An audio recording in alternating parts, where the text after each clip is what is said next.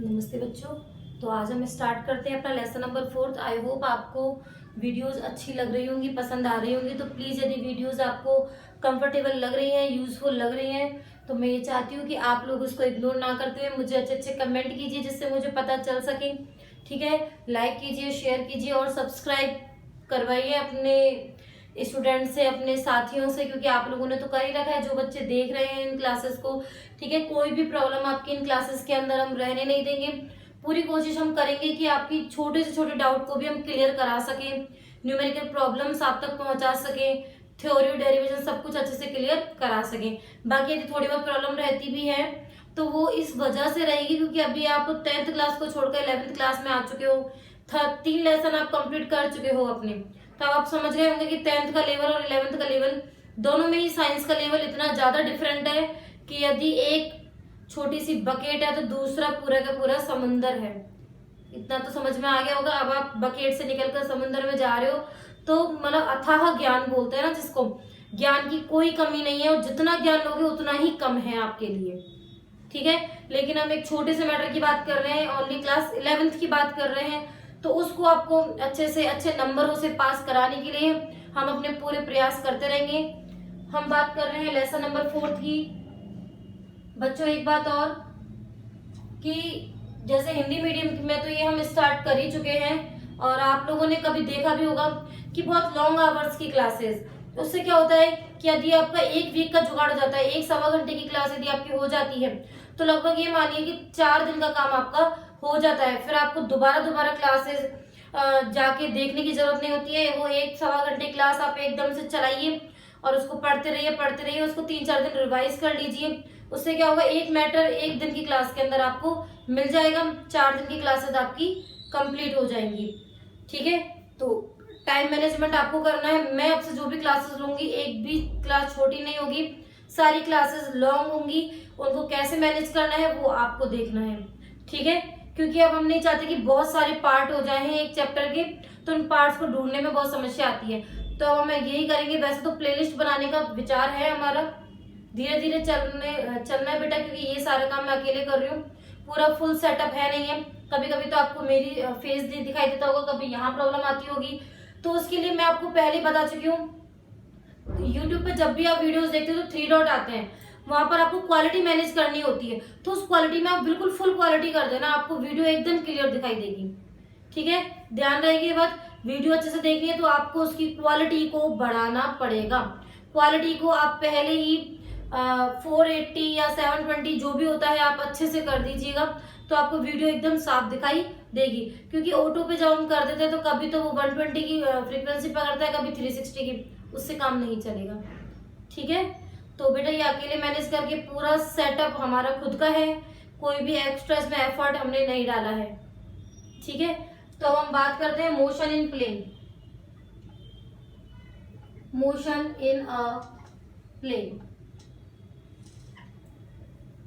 अब इसके अंदर हम देखेंगे, अब तक तो हम मोशन इन स्ट्रेट लाइन देख रहे थे। तो स्ट्रेट लाइन में क्या हो रहा था कि या तो आपको एक्स दिशा में मूव करना था, या वाई डायरेक्शन में मूव करना था, या आपको जेड डायरेक्शन में मूव करना था। लेकिन यहाँ पर मोशन इन प्लेन की बात कर रहे हैं तो प्लेन का मतलब होता है कम से भी कम से कम, या हम ये माने कि सिर्फ 2 एक्सेस में तो मूव इसको करना ही पड़ेगा। तो आपको कार्टेशियन कोऑर्डिनेट से यदि मैं समझाने की कोशिश करूं तो इस टाइप से ये होगा, यहाँ कोई एक्स है, यहाँ वाई है, यहाँ जेड है, ये है ओरिजिन 0 0 0, ये ओ पॉइंट है। तो देखो पार्टिकल या तो यहां पर होगा एक्स वाई, या यहां होगा तो वाई जेड, यहां पर होगा तो हो जाएगा जेड एक्स। ठीक है, या तो वो एक्स वाई प्लेन में मूव करेगा, या वाई जेड प्लेन में मूव करेगा, या जेड एक्स प्लेन में मूव करेगा। तो जहां पर प्लेन की बात होगी वहां अपने पास 3 ऑप्शन होंगे, X Y plane, Y Z plane, X Z plane. Okay, तो आप फटाफट से पहले इसको नोट कर लीजिए, नोट कर लीजिए इसको।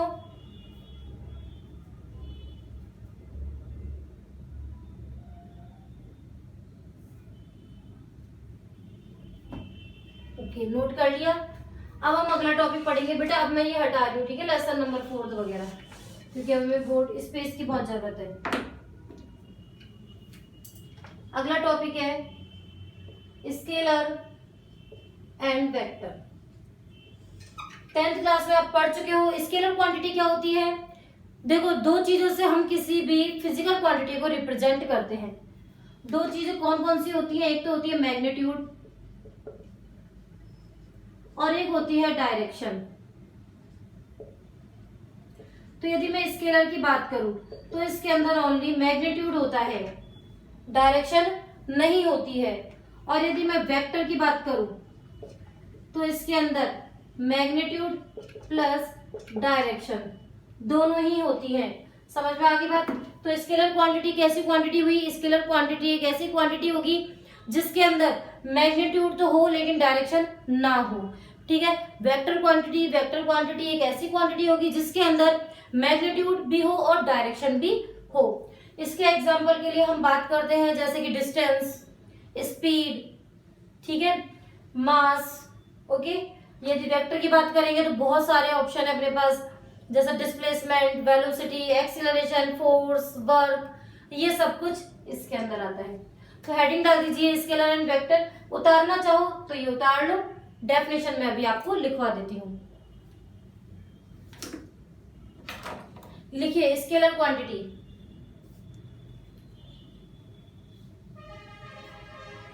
लिखिए a scalar quantity is a quantity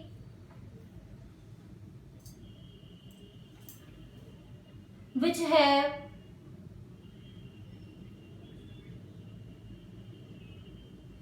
only magnitude, but no direction,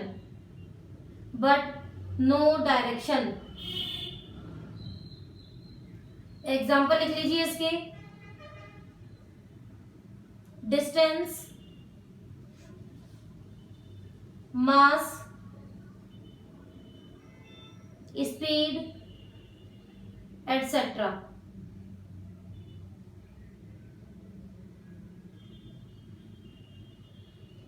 heading डाल दीजिए vector quantity.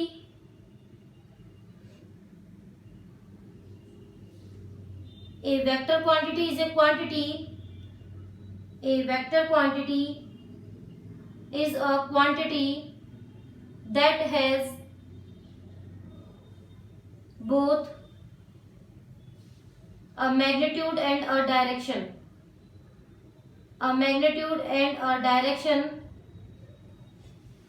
And obeys the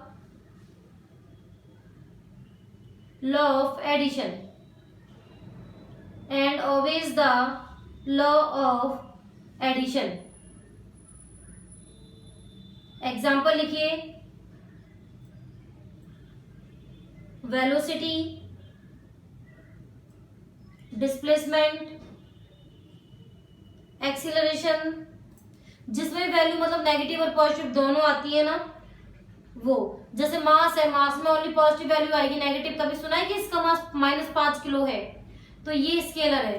time में सुना है कि -5 घंटे हो रहा है टाइम, तो ये क्या है? स्केलर है। जिसमें सिर्फ पॉजिटिव वैल्यू हो, ठीक है, तो वो स्केलर होती है। जिसके अंदर नेगेटिव पॉजिटिव दोनों वैल्यू वैलिड करती हैं, तो वो होती है अपनी वेक्टर क्वांटिटी, एक ऊपर के वे में, ठीक है। अब अगला टॉपिक को करा रहे हैं हम position and displacement vector.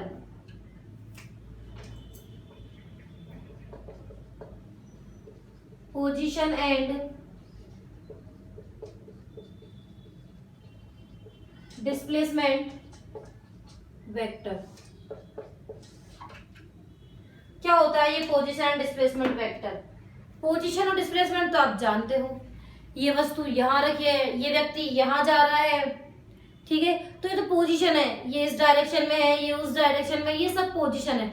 Displacement क्या होती है कि वो जिस डायरेक्शन में जा रहा है उसकी डिस्टेंस कितनी है, मिनिमम डिस्टेंस, ठीक है।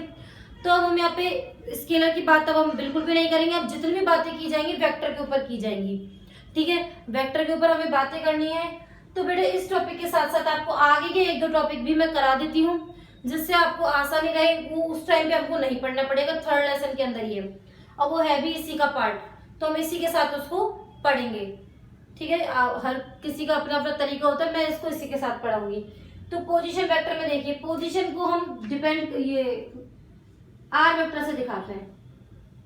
किससे दिखाते हैं? आर वेक्टर से।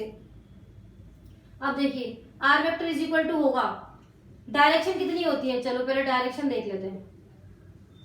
आपको डायरेक्शन नहीं बताई हुई है, देखो ये नोट करना, ये है एक्स, ये है वाई और ये है जेड। तो बेटा एक्स डायरेक्शन को हम दिखाएंगे आई कैप, वाई डायरेक्शन को जे कैप और जेड डायरेक्शन को हम दिखाते हैं के कैप से। जानते हो ये है ओरिजिन। ओके, तो ये 3 डायरेक्शन हो गई। तो देखो पोजीशन जो होती है आर वेक्टर, पोजीशन को दिखाते हैं हम आर वेक्टर से, इसको हम रिप्रेजेंट करेंगे x I cap, Y J cap, Z K cap. ये है 3D के अंदर। और यदि मैं 2D की बात करूं तो 2 डायरेक्शन ले लेना, x I cap, Y J cap. ये किसके अंदर है? 2D के अंदर। 2D 2 dimension, 3D 3 dimension. तो यहाँ पर तो हम प्लेन की बात करें तो प्लेन हमेशा 2D के अंदर ही होता है, इसलिए हमने ये लिखा है। ये उतारो एक बार, कंप्लीट करो इसको।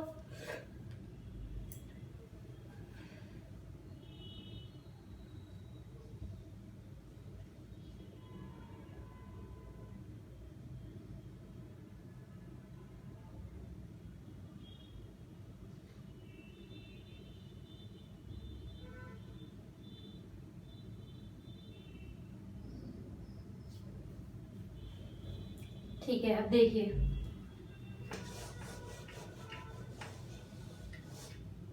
एक चीज देखिए कि पोजीशन और displacement vector R vector is equal to हमने लिखा X I cap, Y J cap, Z K cap. पूछा नहीं जाएगी ये चीज, आपके एग्जाम्स में कभी पूछी नहीं जाएगी, लेकिन इससे संबंधित न्यूमेरिकल आपसे जरूर पूछा जाएगा।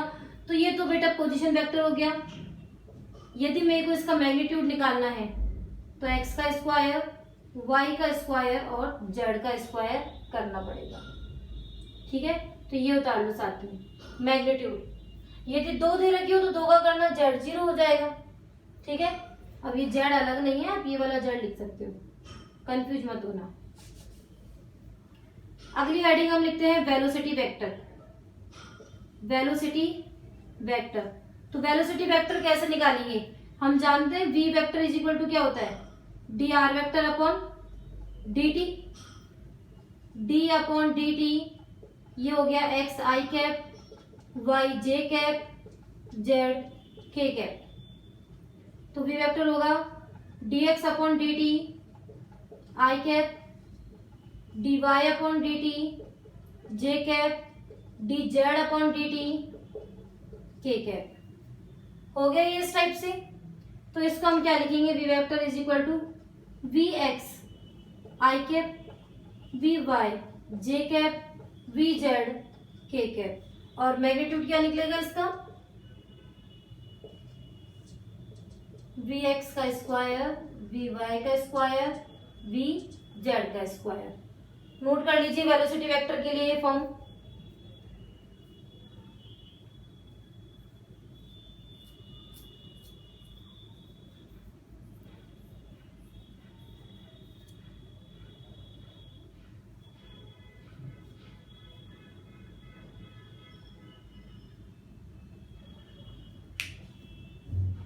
ओके, अब हम बात करेंगे एक्सीलरेशन वेक्टर की। एक्सीलरेशन वेक्टर तो हम इसके लिए भी जानते हैं A vector is equal to D V vector upon D T. यदि आप पढ़ते रहोगे ना तो आपको ये सारी जो नॉइज हो रही है ना आसपास में, वो सारी आपको सुनाई नहीं देगी। ठीक है, तो आप पढ़ाई पे ध्यान दीजिए।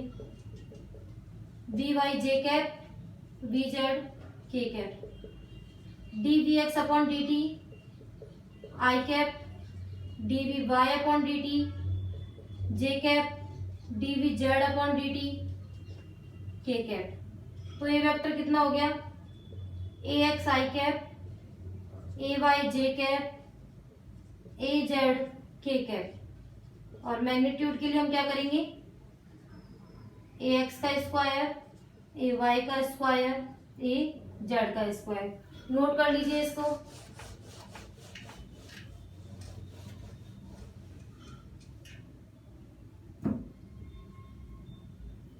नोट कीजिए।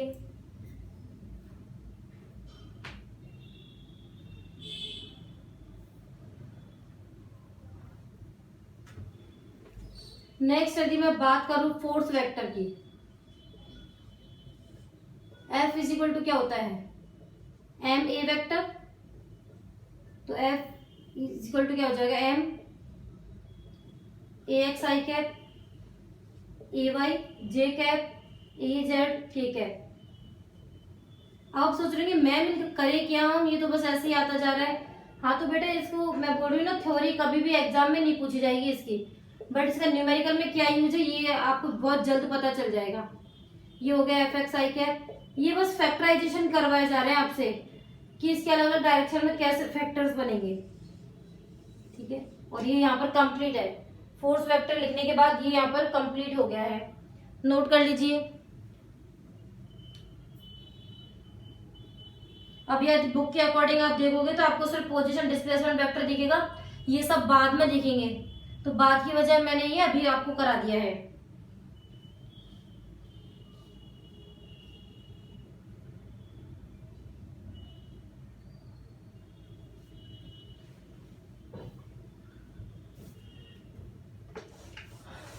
देखो अब यहाँ आपको एक चीज दी हुई इक्विलिटी ऑफ वेक्टर, ठीक है।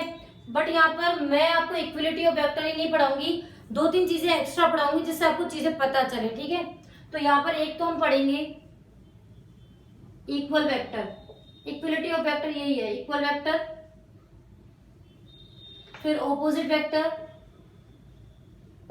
क्योंकि आपकी थ्योरी में दे तो सब कुछ रखा है लेकिन नाम ही नाम दे रखा है, डिस्क्राइब नहीं कर रखा है। बस ये एनसीईआरटी का पैटर्न मुझे लगता है इसलिए बेकार है कि इसके अंदर नॉलेज तो बहुत सारी है लेकिन उसको डिस्क्राइब नहीं कर रखा है, जैसे कि बच्चे बुक से पढ़ ही नहीं सकते कि या तो उनको गाइड्स की जरूरत पड़ती है या फिर उनको टीचर की जरूरत पड़ती है। टीचर की तो पड़ती है, साथ में टीचरों को भी गाइड्स की जरूरत पड़ जाती है कि इस टॉपिक का हम क्या डिस्क्रिप्शन बच्चों को लिखाएं, क्योंकि समझाना और लिखाना दोनों चीजें अलग अलग हैं। समझ में सब कुछ आता है लेकिन लिखाई भी उतनी ही परफेक्ट होनी चाहिए, क्योंकि बोर्ड एग्जामिनेशन में किसी भी एग्जामिनेशन में आपकी राइटिंग स्किल्स की वजह से आपको नंबर मिलते हैं, ना कि अंडरस्टैंडिंग की वजह से। जानते हो ना, जितने बच्चे मेरिट में आते हैं, आप तो हिंदी इंग्लिश का एग्जाम भी दे तो पता है ना, समझ में सब आता है, आंसर सब आते हैं, लेकिन हमारे फिर भी इतने अच्छे नंबर नहीं आ पाते। रीजन हमारा राइटिंग स्किल जितना अच्छा होगा उतने ही अच्छे हमारे नंबर आएंगे। अंडरस्टैंडिंग से भी ज्यादा अपना राइटिंग स्किल होना चाहिए, क्योंकि जो दिखता है वही बिकता है। तो फिर दिखता क्या है आपका, यही चीज तो दिखती है कि आप लिख के क्या आ रहे हो एग्जाम के अंदर। टीचर तो बोल देगा ये तो इंटेलिजेंट था, पता नहीं नंबर क्यों नहीं आए। अब टीचर को क्या पता, समझ में इसको सब कुछ आता है लेकिन लिखाई में 0 है बच्चा, इसलिए नंबर नहीं आए, ठीक है। इक्वल वेक्टर, ऑपोजिट वेक्टर, और एक है नॉट इक्वल वेक्टर या unequal vector.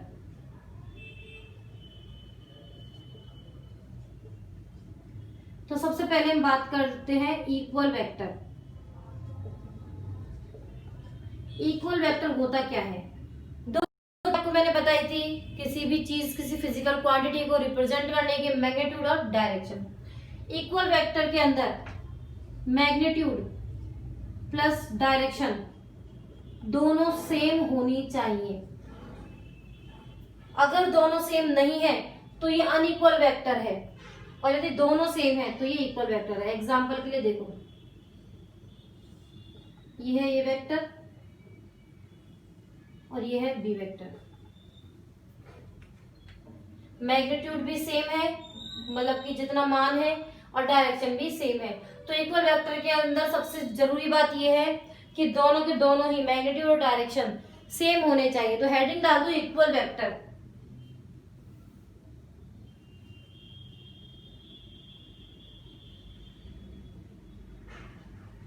To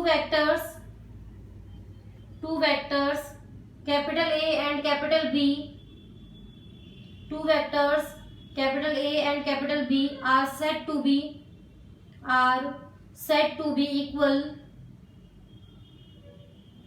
if and only if and only if they have the if and only if they have the same magnitude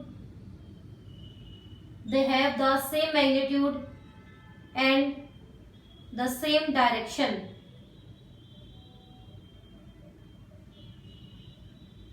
बना लीजिए डायग्राम.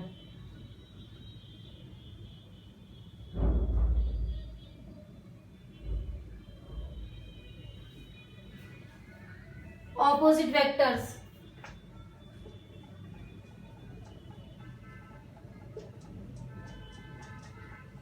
ऑपोजिट वेक्टर क्या होता है? Opposite vector का मतलब होता है कि मैग्नीट्यूड तो सेम हो,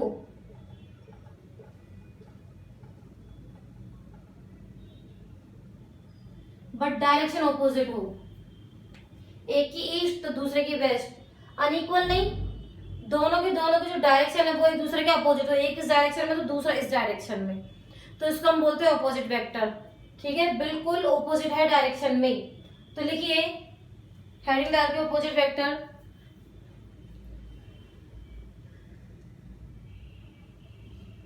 to vectors capital A and capital B are said to be opposite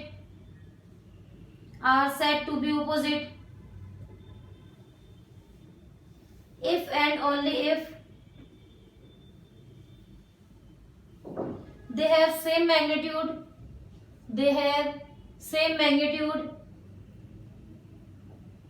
and opposite direction to each other. और ये डायग्राम बना लो.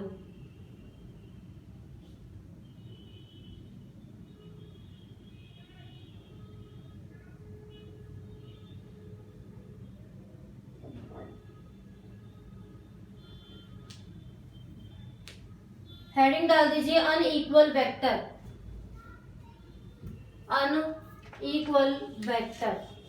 और अब हम इसको समझते हैं अनइक्वल वेक्टर क्या है.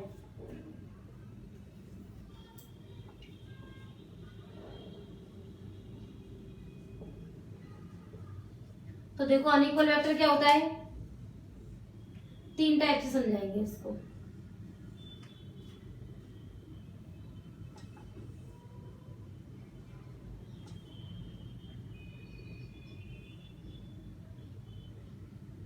इसमें क्या है, magnitude same plus direction different. Magnitude तो सेम है, डायरेक्शन डिफरेंट है. ठीक है, या फिर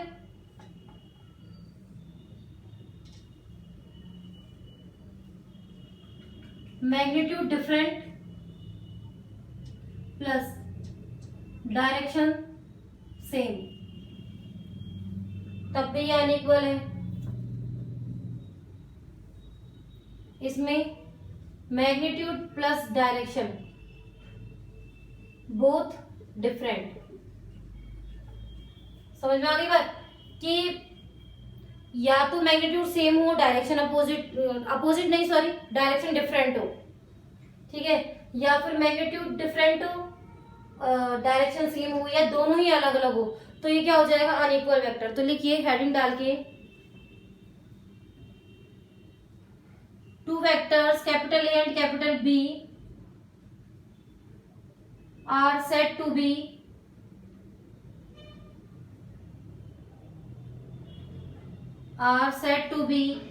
unequal if they have same magnitude but different direction, same magnitude but different direction, comma different magnitude but same direction, different magnitude but same direction, or magnitude and direction both are different. और ये तीनों diagram बना लीजिए.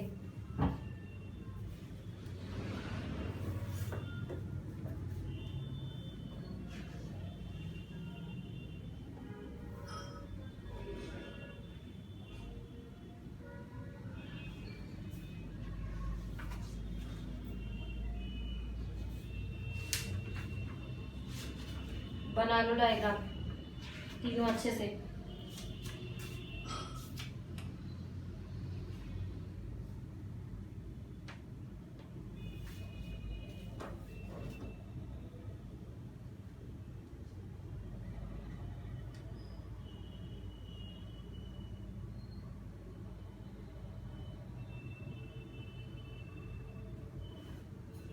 अगली heading,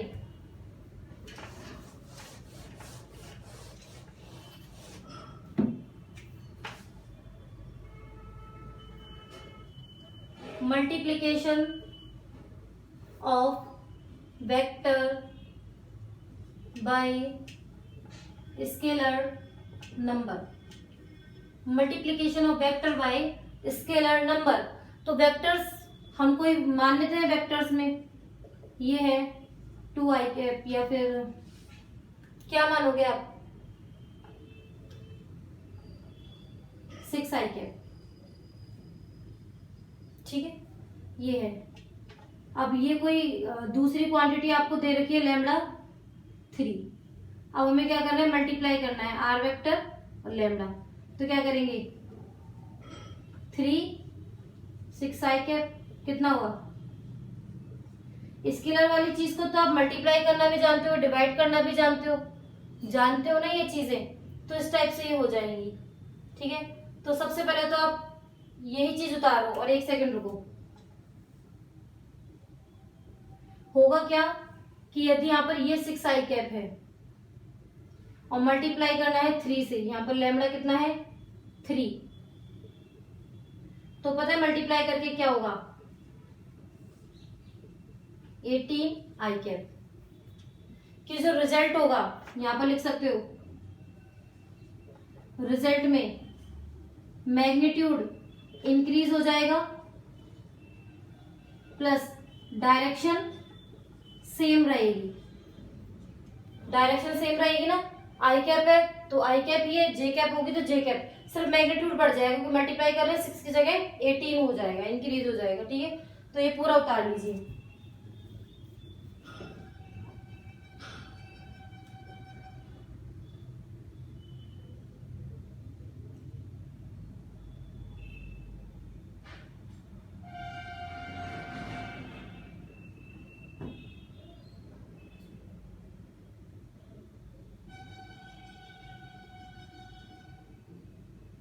अगली heading,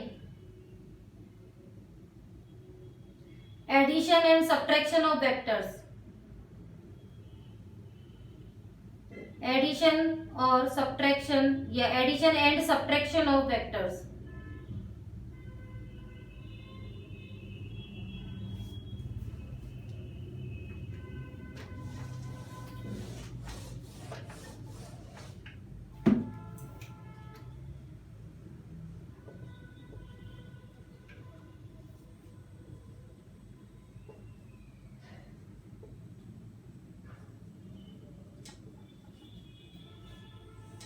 इसके अंदर पहला जो लॉ पढ़ेंगे हम पढ़ेंगे ट्राइंगल लॉ।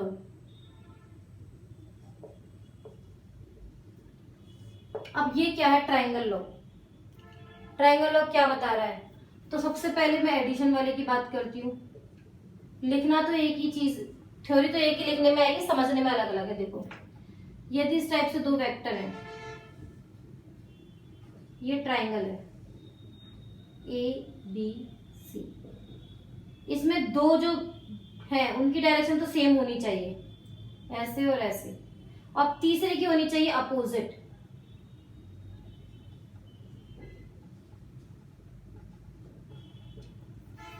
तो जो अपोजिट डायरेक्शन होगी, जैसे कि ये ऐसे ऐसे, तो ये ऊपर जाना चाहिए था लेकिन ये उल्टा आ रहा है, तो जो अपोजिट डायरेक्शन होगी वो दोनों जो इक्वल डायरेक्शन की चीज है उनके सम के इक्वल होगी, P प्लस Q वेक्टर। आ गई बात समझ में? आ गई ना? अब देखो वही मैं सब्ट्रैक्शन की बात करूं, सब्ट्रैक्शन की बात करती हूं, A B C, P vector Q vector R vector. तो देखो P की डायरेक्शन, ये Q की डायरेक्शन और ये R की डायरेक्शन। अब यदि मैं एक को अपोजिट कर देती हूँ, जैसे कि इसकी जगह मैं ले लेती हूँ माइनस क्यू ले लिया, माइनस क्यू ले ली, तो ये डायरेक्शन इधर थी तो ये ऊपर चली जाएगी, ठीक है। ये ऐसे था तो ये ऐसे चला जाएगा, यही होगा ना। तो देखो रिजल्टेंट क्या निकलेगा, ऐसे ऐसे और ऐसे जाना चाहिए, रिजल्टेंट आएगा ऐसा उल्टा। आर डैश वेक्टर कितना हो जाएगा, P vector minus Q vector. पता चला कि यदि किसी की भी एक की डायरेक्शन को अपोजिट कर दिया तो रिजल्टेंट भी उल्टा हो जाएगा। जो नेगेटिव किया है हमने, जो उल्टा किया है वो नेगेटिव साइन के साथ आएगा। ओके, तो मतलब कि लॉ में तो कोई अंतर नहीं है। लॉ के अकॉर्डिंग तो क्या है, एक ट्राइंगल है, उसकी दो साइड तो इक्वल डायरेक्शन में होंगी, तीसरी क्या होगी, अपोजिट डायरेक्शन में होगी। जो अपोजिट में है वो दोनों सेम के इक्वल, सेम के एडिशन के इक्वल होगी। जोड़ी तो करा है, यहाँ पे भी तो अपन ने जोड़ा ही है पी वेक्टर को और माइनस क्यू वेक्टर को, तभी तो ये आया है। तो पहले हेडिंग डाल दो, triangle law of addition, triangle law of vector addition and subtraction.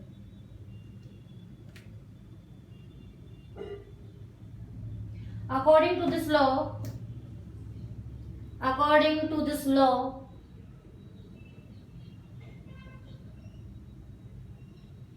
if two consecutive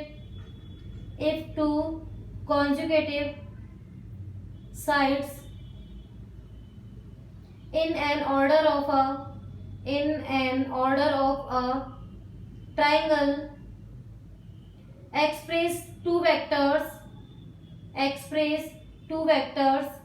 then the third side in opposite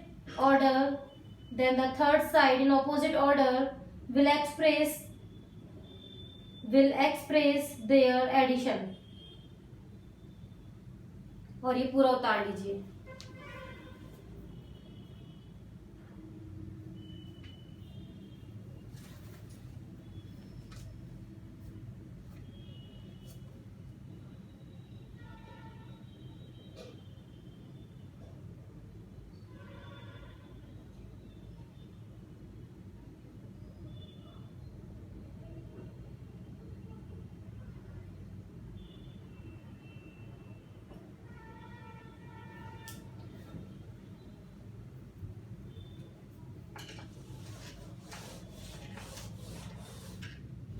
अगला है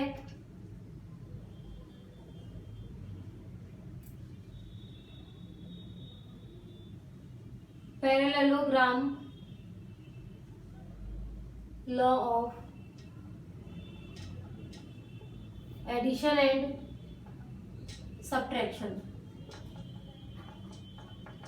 ये दो ही लॉ है, ठीक है। तो देखो जैसे उसको समझा था वैसे इसको समझते हैं। हेडिंग डाल लो, रहा नहीं जाएगा आपसे, हेडिंग पहले डाल लो, ठीक है। डाल ली हेडिंग। तो अब देखो कि ये दो इस टाइप से साइड्स हैं, ए बी सी, ठीक है। इसकी डायरेक्शन इधर, इसकी डायरेक्शन इधर है, ठीक है। इसको हमने मान लिया पी वेक्टर, तो इसको हमने मान लिया क्यू वेक्टर। अब देखो इसके पैरेलल एक लाइन बनाते हैं,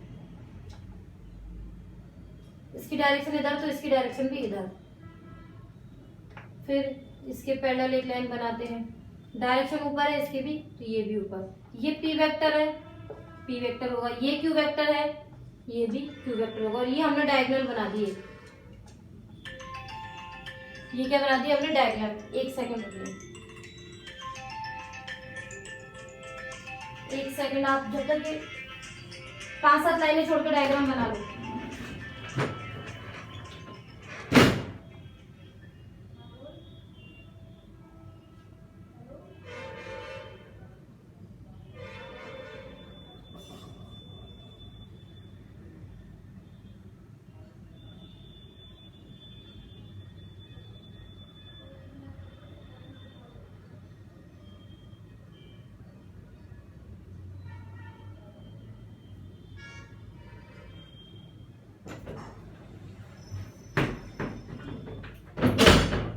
सॉरी फ्रेंड्स, आपको पता है फोन आ गया, एक सेकंड रुको, ठीक है।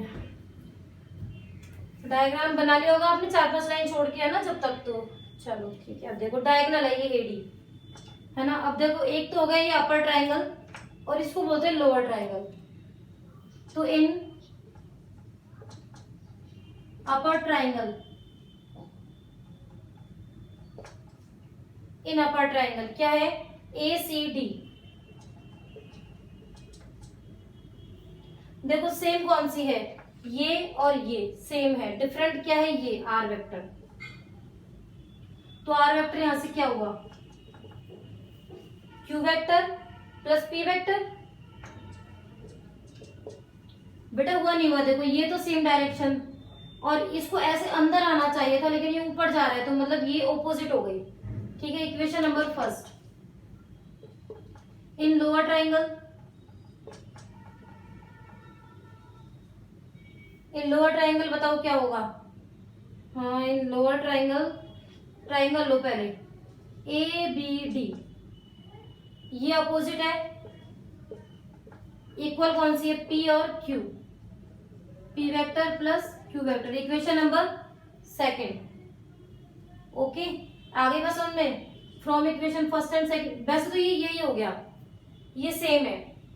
ठीक है, तो ऐसा करते हुए पहले आपको समझा देती हूँ थोड़ी सी चीज और आप समझ लो। From equation first and second क्या हो रहा है, P vector plus Q vector is equal to Q vector plus P vector. इसको बोलते हैं कम्यूटेटिव लॉ। कम्यूटेटिव लॉ बोलते हैं, मतलब कि डायरेक्शन चाहे कैसी भी हो, लेकिन दोनों का जो सम होगा वो इक्वल होगा। अब यदि मैं इसके अंदर अपोजिट की बात करूं तो ये Q यहाँ पर है तो P को यहाँ बना लो, डायगोनल पूरा वैसा का वैसा उल्टा हो जाएगा। एग्जाम्स में नहीं पूछा जाएगा आपसे, मेरे हिसाब से तो पैरेललोग्राम भी नहीं पूछेगा कोई, यदि टीचर बुक से अगर करता होगा तो वो तो पैरेललोग्राम भी नहीं पूछेगा। लेकिन ये आपके लिए इंपॉर्टेंट है, वो बताए या ना बताए, इंपॉर्टेंट आपके लिए, क्योंकि एजुकेशन आपकी खराब होगी। क्योंकि बुक में तो दी हुई है छोटी मोटी चीजें, तो जो दी हुई है, जैसे कम्यूटेटिव लॉ दे दिया तो कहाँ से आया, यहाँ से आया। अब मैं डायरेक्ट बता दूं आपको कि P vector plus Q vector is equal to Q vector plus P vector, आप तो इजीली याद कर लोगे। आया कहाँ से, वो यहाँ से आया, तो इसको करना बहुत जरूरी है। अब मैं सबसे पहले इसकी डेफिनेशन लिखा रही हूँ आपको, लिखिए फटाफट लिखो, क्योंकि अब बस अब शोर होने वाला है तो क्लास चल नहीं पाएगी ज्यादा। मैं नेक्स्ट पार्ट आपको जल्दी ही इसी के अंदर मर्ज करके दूंगी। According to this law, according to this law, if two adjacent sides of a parallelogram represent two vector in magnitude and direction respectively, then the diagonal passing through their interaction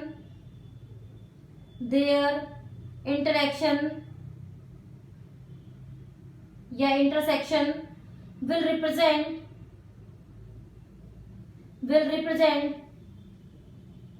resultant vector in magnitude and direction। Note कर लो इसको, पूरा note करो आप पहले। Long classes की आदत डाल लो, ठीक है। लॉन्ग क्लासेस का मतलब ये नहीं है कि 1.5 घंटे की क्लास बना दी तो एक ही दिन में पढ़नी है, वो आपकी मर्जी है। आप 1.5 घंटे में पढ़ना चाहते हो या 1 घंटे में पढ़ना चाहते हो, या फिर आप पढ़ना ही नहीं चाहते या उसे 2 दिन में करना चाहते हो, वो आपकी मर्जी है। हम आपको पूरा सिलेबस अवेलेबल करवा देंगे, जितना जल्दी आप करना चाहो। जैसे कि आपने 1-1.25 घंटे की वीडियो फिजिक्स की एक दिन देख ली, अब अगले 2 दिन आप क्या कर रहे हो, सिर्फ उनको रिवाइज कर रहे हो, अदर सब्जेक्ट पे ध्यान दे रहे हो, तो ये भी बहुत अच्छी चीज है। ओके, फटाफट से उतारो इसको। तो आपने ये टॉपिक कंप्लीट कर लिया, अब हम नेक्स्ट टॉपिक पढ़ते हैं इसका। लिखिए, ये तो हमने कम्यूटेटिव लॉ पढ़ा कि P plus Q is equal to Q plus P क्या होता है, कम्यूटेटिव लॉ होता है। अब लिखिए एसोसिएटिव लॉ। एसोसिएटिव लॉ क्या होता है वो देखिए।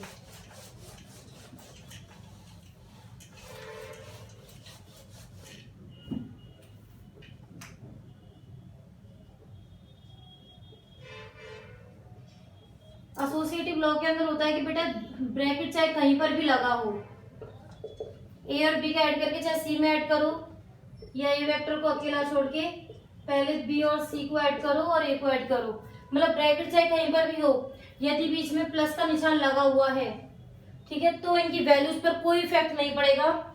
ये होता है इसका एसोसिएटिव लॉ। उतार लीजिए इसको।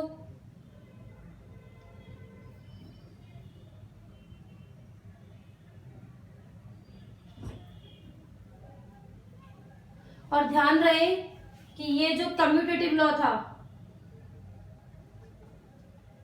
नोट डाल दो एक फर्स्ट नोट,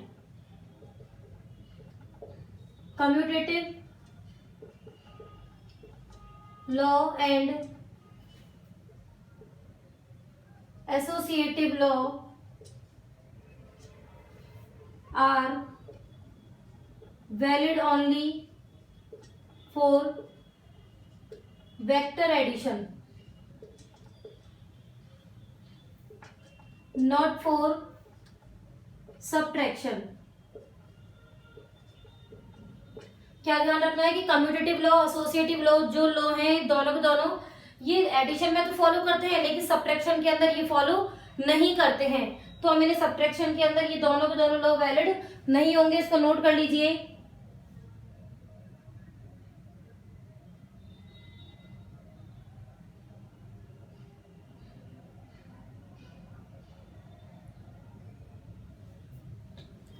इसके अगला हम टॉपिक पढ़ेंगे यूनिट वेक्टर और नल वेक्टर।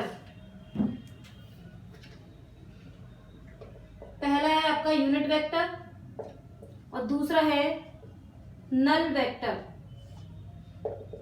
यूनिट वेक्टर का मतलब होता है ऐसा वेक्टर जिसका जो मैग्नीट्यूड है वो 1 हो, और यूनिट वेक्टर के अंदर जो मैग्नीट्यूड होता है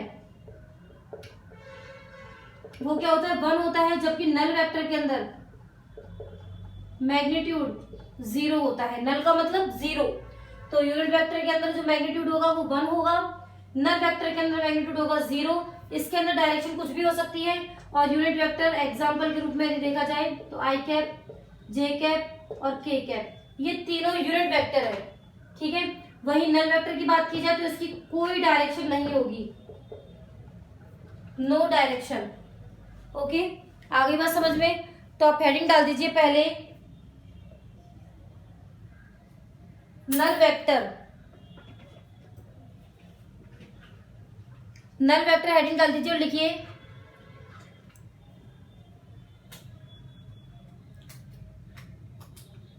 those vector whose have zero magnitude and no direction are called null vector, okay. फिर लिखिए यूनिट वेक्टर। आज आपके लिए नई इंक भी मंगवा लिए तो इसको डाल लेते हैं, आपको डार्क दिखेगा इससे, ठीक है। नल वेक्टर, सॉरी नल तो आपने लिख दिया, यूनिट वेक्टर हेडिंग डालिए। दोज वेक्टर whose have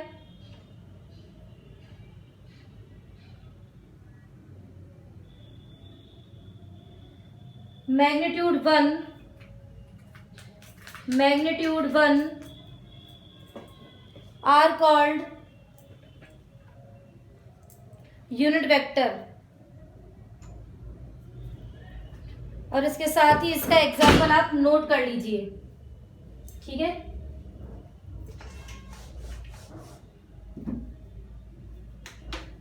अब देखिए एग्जाम्पल नंबर 4.1।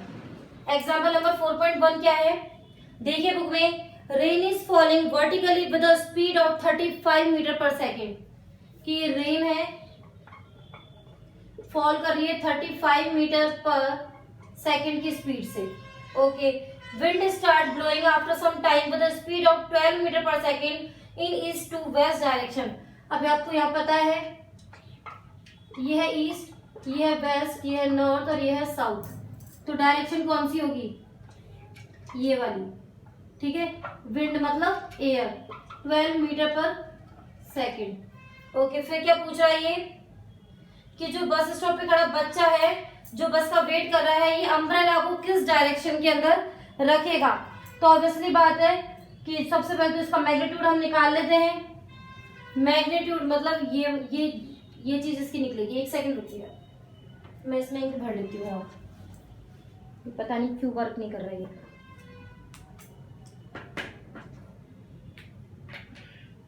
सबसे पहले आप मैग्नीट्यूड निकालो वी करके, और कैसे निकलता है?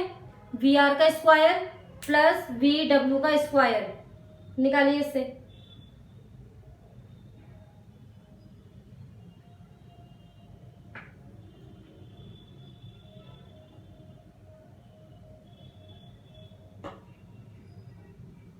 क्या आ रहा है? सॉल्व किया होगा तो जरूर आएगा इसका आंसर, सॉल्व भी नहीं करोगे तो कैसे आएगा?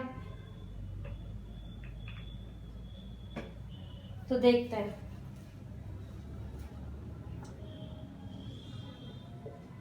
वी बी निकलेगा वी आर का स्क्वायर प्लस वी डब्ल्यू का स्क्वायर। वी आर कितना है? 35 का स्क्वायर प्लस 12 का स्क्वायर। इसको आप सॉल्व कीजिए, मैं आपको डायरेक्ट इसका आंसर बताती हूँ कितना आंसर इसका आ रहा है। फटाफट से आप लोग इसे सॉल्व कीजिए।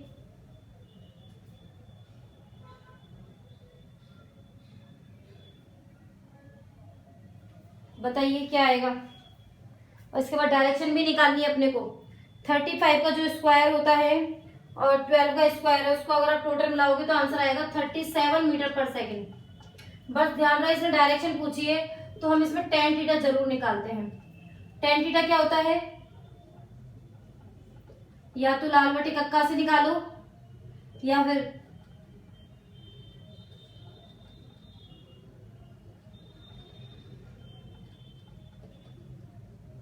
इससे निकाल लो, ठीक है। तो इससे हमेशा क्या निकलेगा? Perpendicular upon base. अब देखो ये है एंगल थीटा, तो परपेंडिकुलर इसके सामने वाली होती है, इसके सामने कितना है? ये भी डब्ल्यू होगा ना, ये भी डब्ल्यू, तो अपॉन बेस ये रहा वी आर, कितना हुआ? 12 upon 35। Theta is equal to हुआ 10 इनवर्स 12 अपॉन 35। इसको यहीं पे छोड़ देना, नोट कर लो। ये आपका एग्जाम्पल नंबर 1 कंप्लीट है।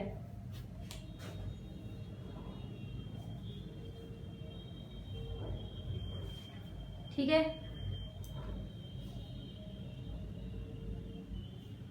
ओके। तो अब नेक्स्ट टॉपिक है आपका रिजोल्यूशन ऑफ वेक्टर्स। तो रिजोल्यूशन ऑफ वेक्टर्स में कुछ भी नहीं है इतना कोई खास। रिजोल्यूशन ऑफ वेक्टर्स का मतलब ये बताया गया है कि यदि कोई वेक्टर अलग अलग हो तो उनको एक ही डायरेक्शन में करना। एज लाइक मैं आपको एक एग्जाम्पल के रूप में यदि समझाऊं तो देखो,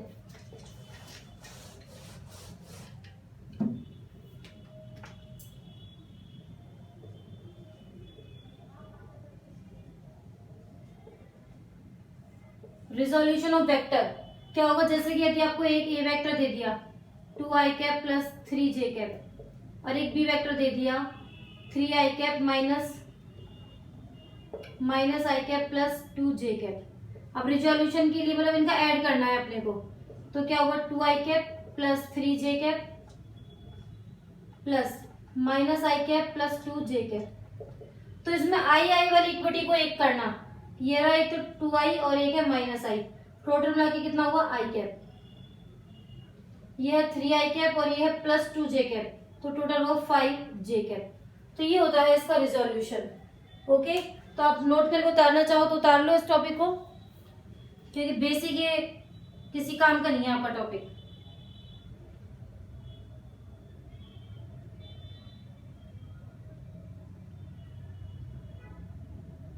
उसके बाद देखो आपको सबके कंपोनेंट्स दिए हुए हैं, वेक्टर एडिशन, एनालिटिक मेथड, ठीक है। तो मैं आपको पहले बता चुकी हूँ ना ये सारी चीजें। जब मैंने डिस्टेंस, डिस्प्लेसमेंट या पोजीशन करवाई थी, उसके बाद मैंने वेलोसिटी वेक्टर करवाया था, एक्सेलरेशन वेक्टर करवाया था, तो ये सब कुछ वही है, ठीक है, वही सब कुछ घूम फिर के वापस आ रहा है। अब देखिए एग्जाम्पल नंबर 4.2, डायरेक्ट आ जाइए एग्जाम्पल नंबर 4.2, क्योंकि इसके बीच का सारा मैटर मैं आपका करवा चुकी हूँ। एग्जाम्पल नंबर 4.2 देख के क्या लग रहा है, ये कोई एग्जाम्पल है? बिल्कुल नहीं, ये है आपका derivation. Find the magnitude and direction of the resultant of two vectors. तो यहाँ आप हेडिंग ही डाल दीजिए, मैग्नीट्यूड एंड डायरेक्शन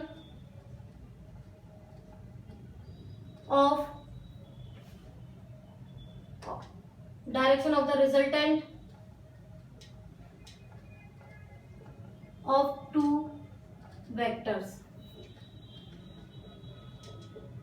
आपके स्कूल के अंदर ये इस टाइप से पूछा जा सकता है। अब हमें एंगल निकालना है इनका और हमें पूरा डायग्राम करना है।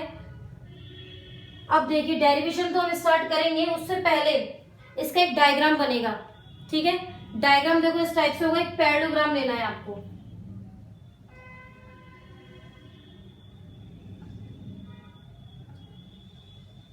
ये एक पैरेललोग्राम लेना है, ठीक है, और ये है इसकी डायगोनल। ओके, अब मैं क्या करती हूँ कि जो नामकरण वाली चीज है वो इसके अंदर से रख लेते हैं अपन। इसका नाम P दे रखा है, इधर Q नाम दिया हुआ है, ये इसका नाम O है, इसका नाम S है। वो भी सिर्फ इसलिए कि आप कंफ्यूज नहीं होने चाहिए। तो देखो इसकी डायरेक्शन ऐसे, इधर ये ऐसे, तो ये भी ऐसे, ये भी कितना हुआ A, ये ऊपर की ओर जा रहा है तो ये भी ऊपर की ओर, ये तो अपन जानते ही। यहाँ ये वाला एंगल जो बन रहा है वो अल्फा बन रहा है, ठीक है, और ये टोटल एंगल है वो है थीटा। ओके, अब हमको ये डेरिवेशन आपको कराना है।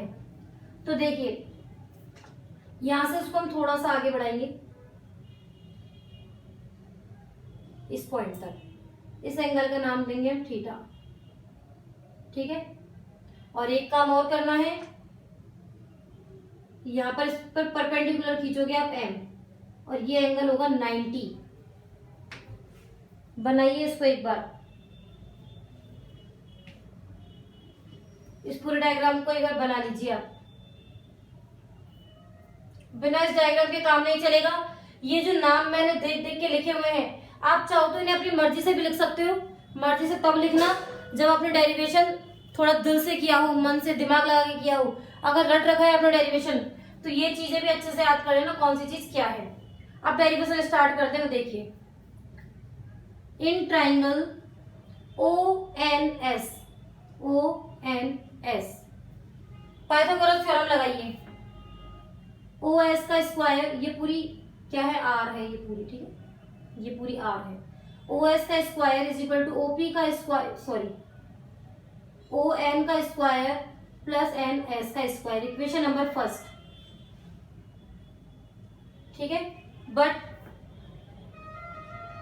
फ्रॉम डायग्राम से आप क्या देख रहे हो, ON is equal to OP plus PN। Put this value in equation first. Put कीजिए OS का square is equal to OP plus PN का square plus NS square. Open कीजिए इसको, OP का स्क्वायर PN का square 2OP PN plus NS का square. अब अपने को जो सारा आंसर चाहिए वो R, P और Q की फॉर्म में चाहिए। OS क्या है R, इसको चेंज नहीं करेंगे। OP कितना है A, इसको भी चेंज नहीं करेंगे। PN क्या है, PN की वैल्यू हमको पता करनी पड़ेगी क्योंकि हमें सारा आंसर R, A और B इनकी फॉर्म में ही चाहिए, ठीक है। तो एक तो अपने को PN नहीं पता, फिर OP पता है, यहाँ पर PN नहीं पता, और फिर हमें NS भी नहीं पता। तो इसको दे दो इक्वेशन नंबर सेकंड। अब देखिए नेक्स्ट, इन ट्राइंगल PNS लगाओ पाइथागोरस। PS का square is equal to PN का स्क्वायर प्लस NS का स्क्वायर। देखो PN का स्क्वायर प्लस NS का स्क्वायर क्या हुआ PS, और PS की वैल्यू अपने को पता है B, तो अपन यहाँ लेंगे, फिर लिखेंगे put this value in equation second, OS square OP square PS square 2OP dot PN। अब क्या बच रहा है अपने पास, सिर्फ PN नहीं पता अपने को, इक्वेशन नंबर 3 डाल दो। ठीक है, PN ये रहा, तो वापस लेंगे इन ट्राइंगल PNS। ये क्या है, ये तो ये तो हाइपोटेनियस है। ये क्या है, बेस। बेस और हाइपोटेनियस किस में आती है बताइए मुझे। कॉस, कॉस लगा सकती हूँ या साइन लगाना है बताओ। देखिए यही लगेगा, base upon hypotenuse, cos theta is equal to base upon hypotenuse PS। PS is equal to PS cos theta. Put this value in equation third.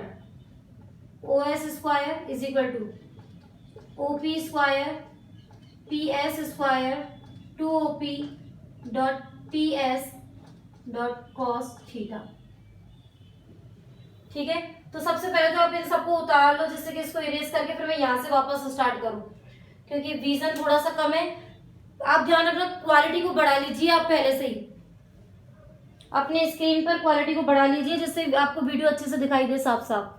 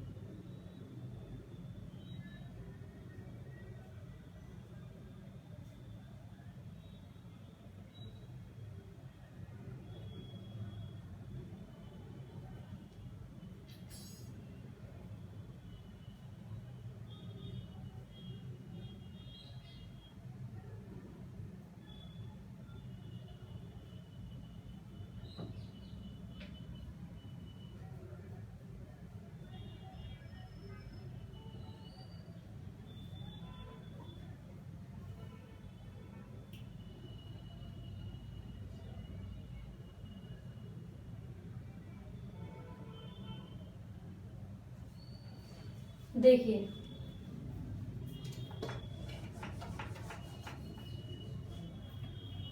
सारा डाली मैं भी,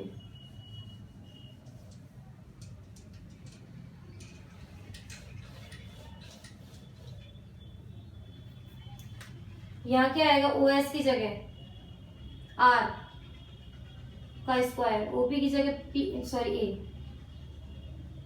A square plus B square plus 2AB cos theta.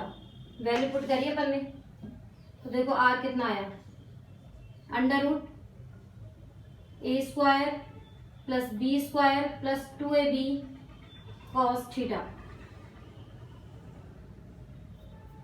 Okay, ये हो गया। अब हम इसकी डायरेक्शन देखते हैं, डायरेक्शन कैसे निकलेगी, tan थीटा। tan थीटा कैसे निकलेगी बताओ, सबसे पहले तो इसको नोट कर लो, फिर हम डायरेक्शन देखते हैं। उसके डायरेक्शन के लिए भी हमें वही ट्रायंगल लेना पड़ेगा जो हमने पहले लिया था। बताइए कौन सा, ये वाला। ठीक है, इन ट्रायंगल ऊपर डायरेक्शन हेडिंग डाल देना, in triangle ONS tan alpha is equal to perpendicular upon base. Perpendicular क्या होती है, इसके सामने वाली SN upon base ON tan alpha SN upon ON कितनी है, OP plus PN। Equation number 4। ठीक है, अब अपने को यहाँ पर सिर्फ OP पता है, A, SN और PN दोनों नहीं पता, तो हम क्या करेंगे, in triangle PNS sine theta निकालो पहले। Sine theta perpendicular upon hypotenuse, perpendicular मतलब SN upon hypotenuse PS, SN is equal to निकला PS cos theta. cos theta निकालिए, बेस अपॉन हाइपोटेनियस मतलब PN, ये B का मतलब बेस लिखा हुआ था, ये बेस है ना, ये वाला B मत समझ लेना, PN अपॉन PS, तो PN इज इक्वल टू हो गया PS cos थीटा। फिर लिख देंगे put this value in equation 4, tan alpha is equal to SN की जगह PS cos theta upon OP plus PS sine theta. कितना हुआ ये, PS कितनी है, B cos theta upon A plus B sine theta. निकल गया भाई इसका सॉल्यूशन। कहने को तो एग्जांपल दे रखा था, बट ये पूरा का पूरा एक डेरिवेशन है अच्छा खासा।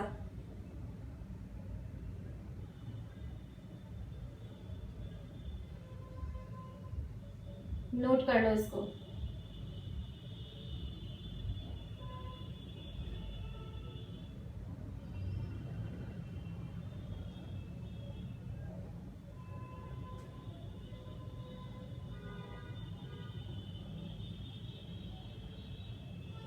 और जो बच्चे ये उतार चुके हैं वो एग्जाम्पल नंबर 4.3 देख लीजिए, इसी फॉर्मूले पे आधारित है।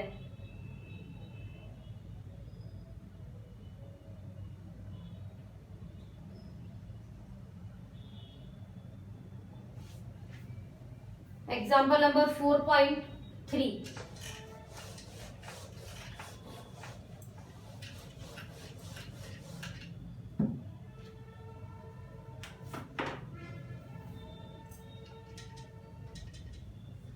देखिए पहले डायरेक्शन लिख लिया करो, यह है ईस्ट, वेस्ट, नॉर्थ, साउथ। बड़ा सा डायग्राम बना लो।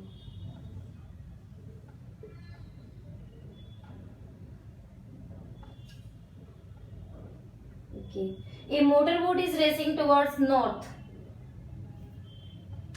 मोटर बोट मतलब VM, ध्यान रहे VM कितना दे रखा है, 25 kilometre per hour, and the water current in that region is 10 kilometer per hour in the direction of 60 meter east to south.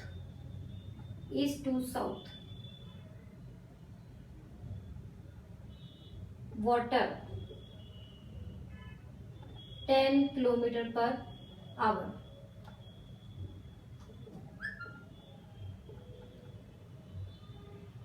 Okay.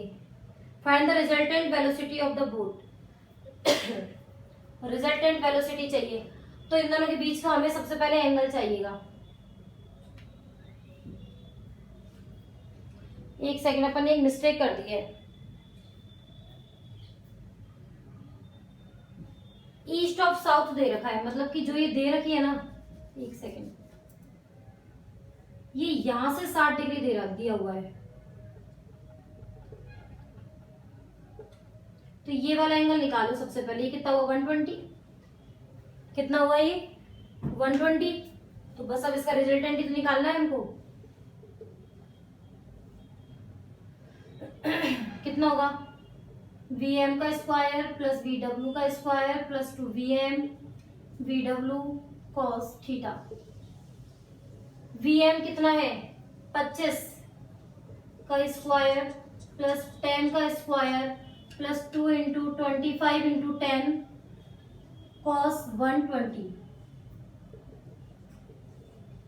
625 plus 100 minus plus आएगा, और ये होता है माइनस के 1/2।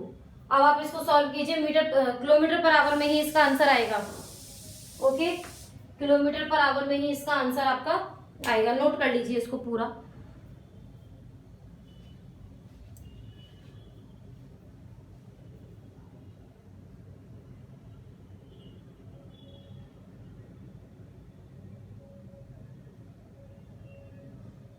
उसके बाद आपको टॉपिक दिया हुआ है, देख सकते हैं आप, पोजीशन, वेक्टर एंड डिस्प्लेसमेंट करवाया हुआ है। ये मैंने आपको वेलोसिटी करवाई हुई है, इनके मैग्नीट्यूड वाली फॉर्म भी हम निकाल चुके हैं।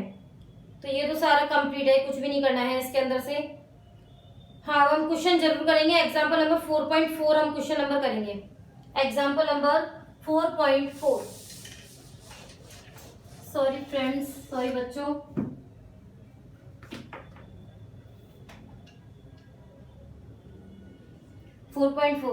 ये आपको पोजीशन दी हुई है बेटा, ऐसे बहुत सारे क्वेश्चन हैं और मैं अब आगे ऐसे वाले क्वेश्चन छुड़वा दूंगी, तो आप ध्यान से कीजिएगा इनको। जे कैप प्लस 5 के कैप ये दिया हुआ है आपको। इसमें क्या फाइंड करना है? वीटी और एटी। फिर नेक्स्ट आपको फाइंड करना है, find the magnitude and direction. Magnitude plus direction VT, T is equal to 1 second पे। ठीक है, इस क्वेश्चन को करके हम आज की क्लास का अपन समापन करते हैं। ठीक है, तो देखिए वेलोसिटी कैसे निकालेंगे। वीटी क्या जानते हो? D R upon D T. Then D upon D T कितना आ गया? 3t I cap 2t square J cap plus 5 K cap. Okay, तो कीजिए कितना है? 3i cap plus 4t J cap plus 0। तो ये तो हो गया वीटी। अब एटी निकालना है। एटी कैसे निकलेगा? DV upon D T, D upon D T. V कितना है? 3i cap plus 4t J cap. तो ये तो इसका तो डिफरेंशिएशन 0 होगा और इसका हो जाएगा 4 जे कैप। तो ये आपका वेलोसिटी और ये एक्सीलरेशन दोनों कंप्लीट है। निकालो इसको, उतार लो इसको।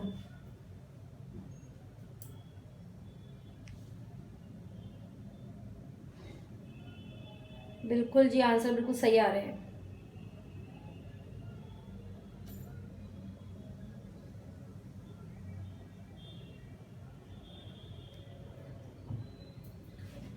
अब देखो सेकंड,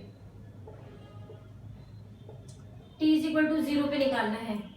तो वी टी कितना है? 3i cap plus 4t J cap.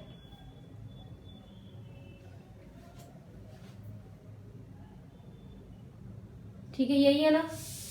देखिए कितना होगा ये?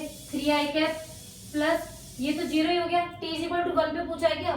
1 है बेटा, ये सॉरी 1 है, तो क्या हो गया? 4 जे कैप। मैग्नीट्यूड निकालना है, तो देखिए 3 का स्क्वायर प्लस 4 का स्क्वायर, 9 प्लस 16 रूट 25, 5 मीटर पर सेकेंड।